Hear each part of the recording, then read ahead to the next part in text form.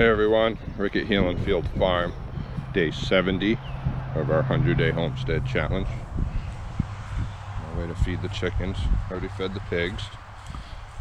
Sarah fed the goats. Oops.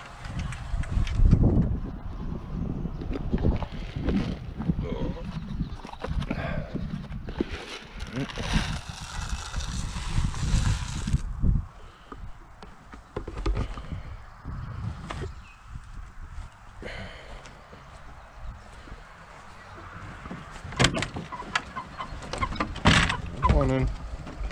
Hello. Hey Chuck.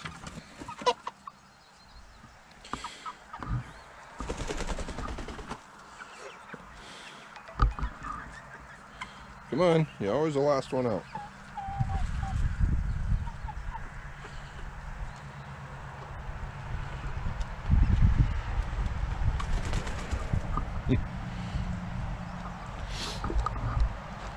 Alright.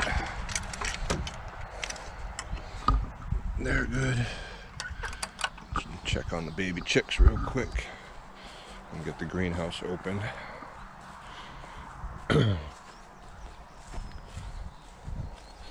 Nice sunny day today. Should be able to get a bit done.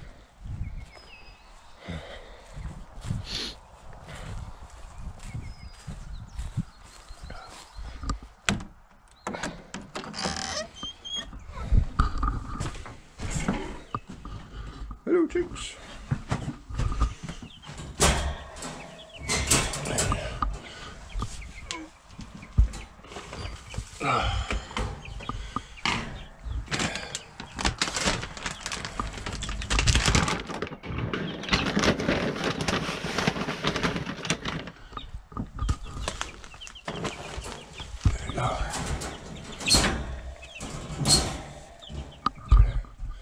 Hello chickens.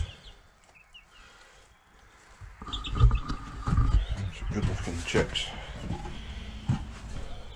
Alright. There go that one.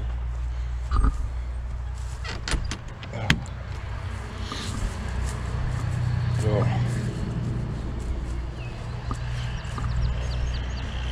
today has been a rougher morning for me than I've had in a while. But get into it now.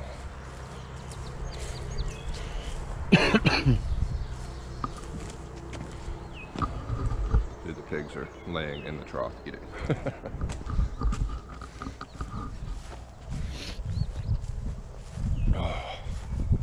Hello Luke. Hey buddy. What are you doing? Hey. Hey. Hey. Good morning. Hey buddy. It's like the cutest bunny ever. What are you doing? Huh? Yeah? Look at these two. You two are ridiculous.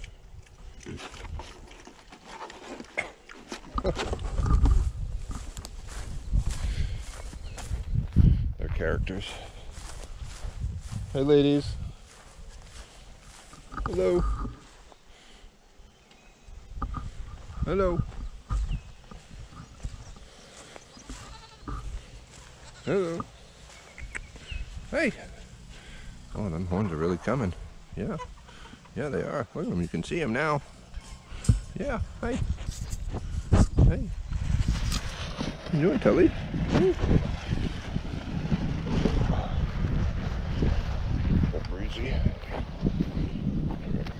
We'll get the greenhouse opened. It doesn't overheat. It's supposed to cloud up this afternoon, I think. I'm not sure. Get a little sun anyways.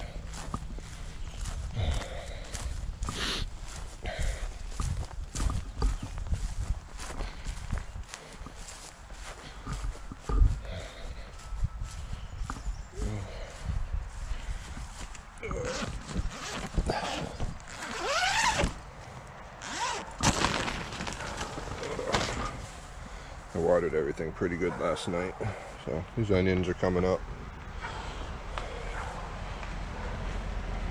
had a few random seeds, so I threw them in. I'm not sure if they're cucumber or zucchini or pumpkin, but I'll pull them out and plant them somewhere else. And then these are all peppers. So the peppers are doing pretty good. And then tomatoes are really starting to shoot up.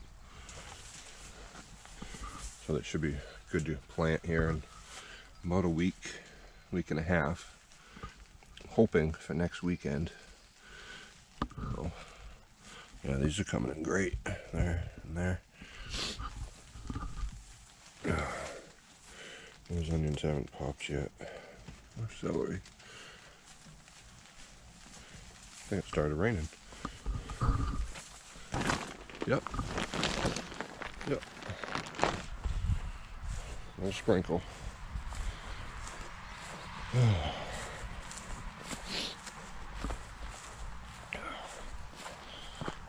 Really wish we'd just get a good day of solid pouring rain.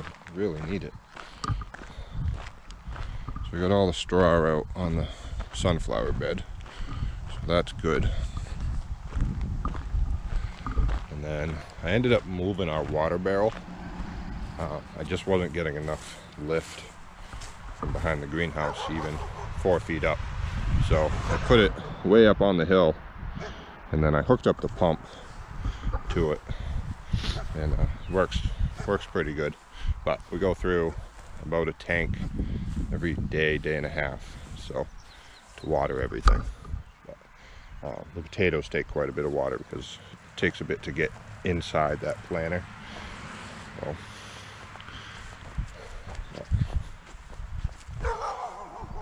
hush. Alright, so as far as the farm stand goes, I got the permit, or I don't need a permit. I got the info I needed. Be quiet, please. I got the info I needed. I got a hold of the zoning guy, and I don't need a permit.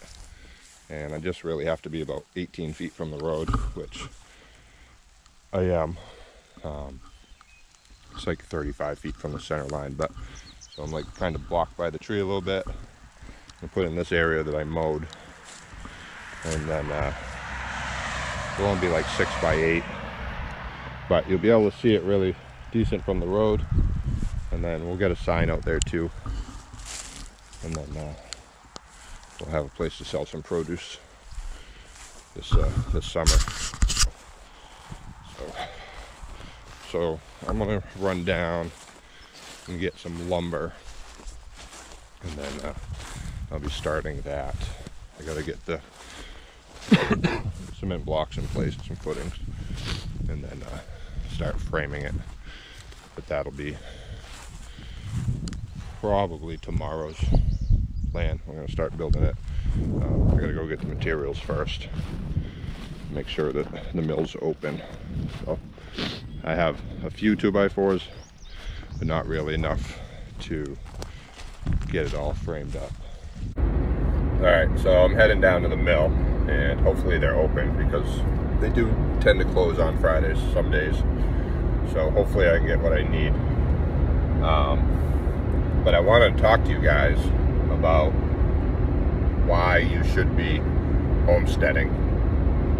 And you know, with all this pandemic stuff going on, and other countries are getting hit pretty bad right now. India's one of them, and you know, there's a lot of stuff made in India that gets shipped to this country for consumers.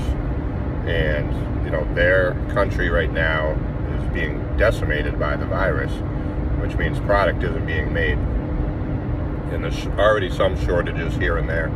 And you know, the whole gas thing going on and everything else, you should really be homesteading. If that's the kind of lifestyle you want, you should be pursuing that now, because at the end of the day,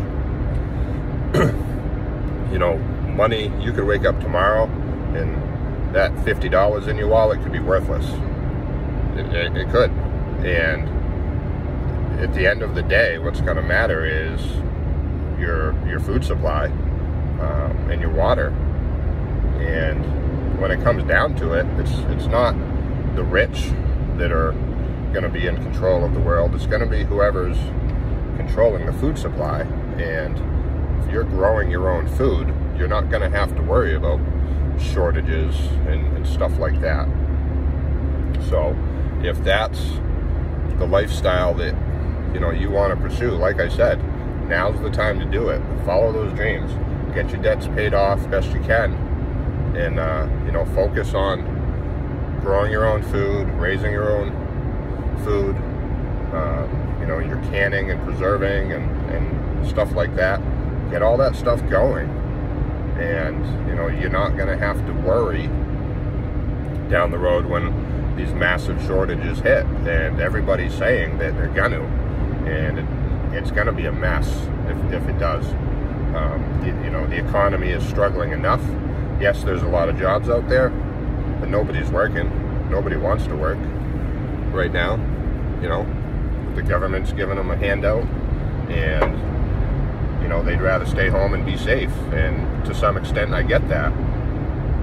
I wouldn't want to put myself in a position where I could get sick, but